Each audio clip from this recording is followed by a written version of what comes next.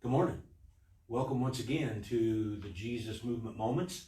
And as you can see, I have a guest with me today, Steve Coffman. Steve is one of our Bible teachers here at the church, along with Ed Green, Sharon Ward, and Tammy Nickel. They teach on Sunday morning from 9:30 to 10:15.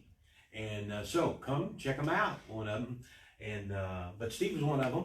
And Steve's with us today, and we're going to talk about this. We're going to talk about the Jesus season. So I got my Ohio State cap on, and we come out. Ashley and I were just talking about it. Oh, by the way, 3 weeks ago, Ashley had her 30th birthday. So happy birthday, Ashley. And a part of that is not true, but anyway, you figure out which part. But so we talked about how brisk, how cool it was. And, you know, man, it's cool. Football's getting ready to start. In fact, this Friday night is high school's first round. And next Saturday is college's next round. And so, what a season. What a season. Football season. I love it. I love this time of year.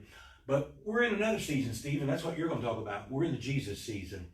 Boy, I wish we'd have never got out of it. But it seems over the past three or four decades, we kind of went, and your words is, we kind of went to a Christian religion versus a Christ relationship. Mm-hmm. And so talk about that Jesus season for us. And but hey, thanks for being with us today. You're welcome. Thanks for having me. Yeah, as I watched the Olympics this year, I could tell just by the opening ceremonies that the world is coming to a point where they're questioning everything. And they're leaving Jesus out of it. And I think we have somehow, I don't know if it's the fall of the church or just society itself, but we haven't spoke about the reason for the season, and that's Jesus. Yeah. And so today I thought I would share with you some of the things that God has shared with me. And I know that most of you have heard this before, but just real brief. I had a dream a couple years ago, and I woke up sitting in my bed just like I'm sitting in this chair, and I was weeping out loud as someone who had maybe fallen out of crib and they were screaming for help. That's the way I woke up. And I don't know if you've ever woke up sitting in bed in the middle of the night, but I did. And this was an unusual dream, and so the best spiritual words I could come up with at the time was, "What?" And just as soon as I said "what," my eyes went into a vision, and I saw a crowd of people, and I woke up in tears, weeping, and I guess what I was supposed to see from the crowd was that they were in tears also, because as my eyes went out over the crowd and came back, I didn't see anybody's face, but I saw tears in everyone's eyes. So I woke up crying.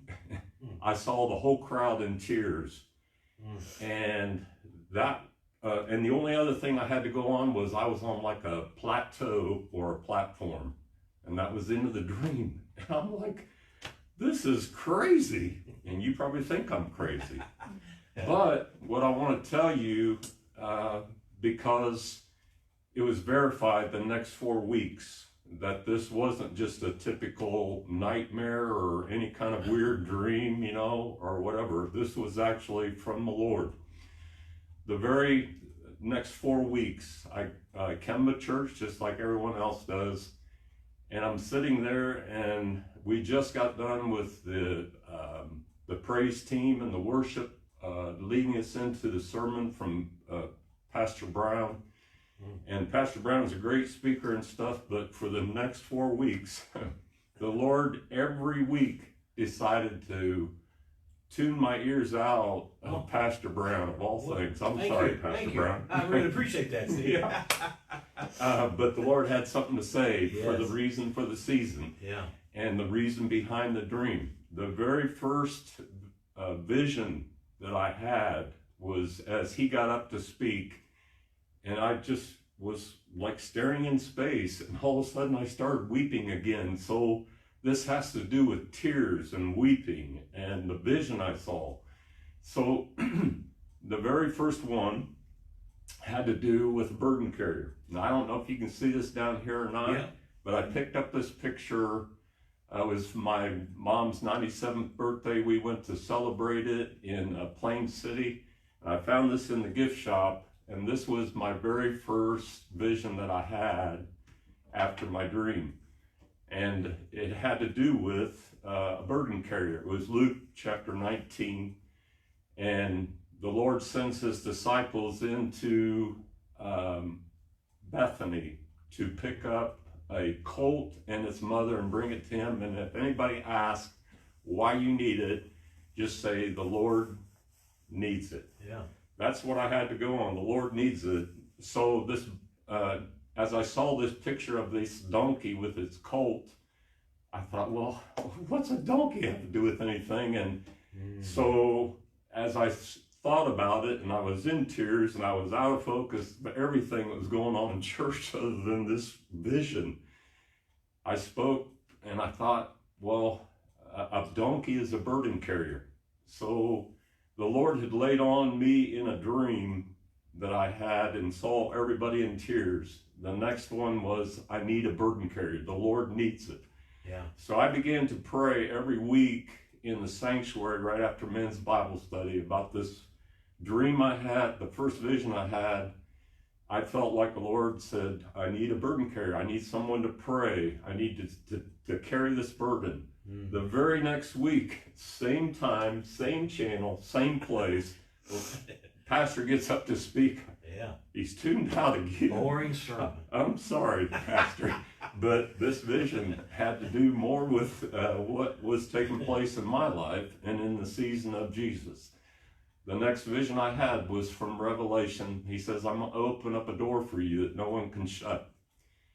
And I was in the ministry about 33 years ago, of all things, 33 years. Yeah. And I hadn't had an opportunity or was back in the ministry of any kind. And I was just in the back row of the church, like most people when they first start coming to church. And all of a sudden he lays on me, I'm going to open up a door for you that no one can shut. And I saw this vision last week of the burden carrier, and then the dream had to do with, waking up, seeing everybody in tears. So he's opening up a door, and I'm like, this makes no sense at all. But I was kind of like Sarah, kind of laughing at 90, that she's going to have a baby. Because I just didn't see a way that this guy was ever going to be in anything in the church. The third vision was the next week. Pastor got up to preach again, same channel, same time, same place. And it had to do with Camille. And it said that, if this is from God, you won't be able to shut it down. But if it is from God, then you can't shut the door. Yeah. So the week before that, the very first one had to do with shutting a door. So this stayed open because the following week was the last one that I had, same time, same channel, same place. And it was from Psalm 133. And it was how beautiful it is when the brothers walk in unity with each other. In the last verse on verse 5, it says, for that is where the Lord bestows his blessing. In other words, that's where the Lord commands his blessing when we walk in unity. Amen. So as I got all these visions and this dream, I feel myself that the Lord has showed me that there's a difference between relationship and religion. And we saw that in the Olympics, that they just kind of do their own thing in a religion. But in a relationship, you honor and glorify the Father. Yeah. And you glorify the Son, and you glorify the Spirit because you've been made by him. Amen. And so a Jesus reason for the season is to have Jesus first, and not a religion, but a relationship. Amen. Thank you. Thank you, Steve. Yeah. Thank you. Hey, you be sure you like it and you share this. Thank you, Steve, for being with us today. Appreciate it so much. Yep.